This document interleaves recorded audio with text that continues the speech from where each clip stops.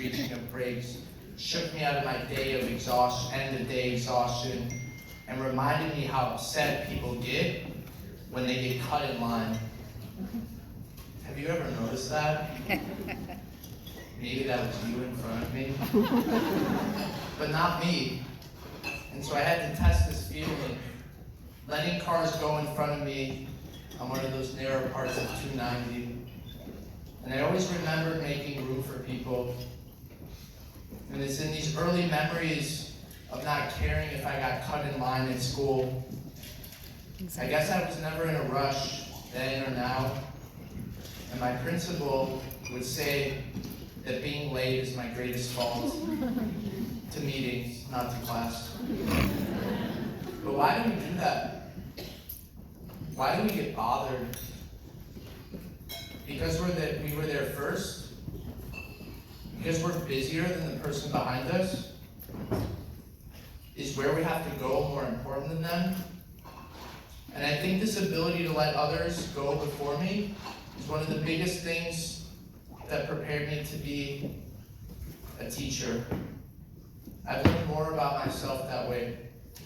Because turning your back on someone is much harder than looking at someone and saying you exist, and you matter, and you have value. And I think that that's what's brought me here. It was an idea I shared with my dear friend and colleague Val Brown. Miss Brown. Val, stand up. I didn't know Miss Brown was here. Oh. She sat down. Val and I saw the need for a poetry club at Julian, and when OPF had a call for ideas, we submitted a proposal. We really honestly could have started our own thing, but we put others before ourselves and worked with OPF. We made this thing bigger than ourselves. We put this interest of students and future students before ourselves. And the immense value this program has had on students who feel they don't belong, students who think that writing poetry is a way to connect with others, students who just like to be heard and seen, and it reminded us that stories matter. It really makes us feel that we've been doing this longer than a few years. I feel like this when a teacher tells me, I'll never look at a kid the same way. Thank you guys for being quiet. This is nice. I feel like that when a teacher tells me I'll never look at a kid the same way after they slam a piece to an auditorium full of their peers. I feel like this when a parent emails me and expresses how happy they are that their kid has found their calling, how they really needed that.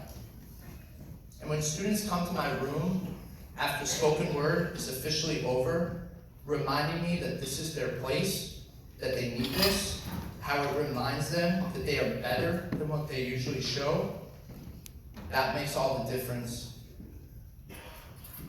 I've been trying to make a better way since my mom was blasting Earth, Wind & Fire's Devotion in my Chrysler Town and Country in the 80s. And to my family, who I would love to have in the classroom. These are the people that were my first school.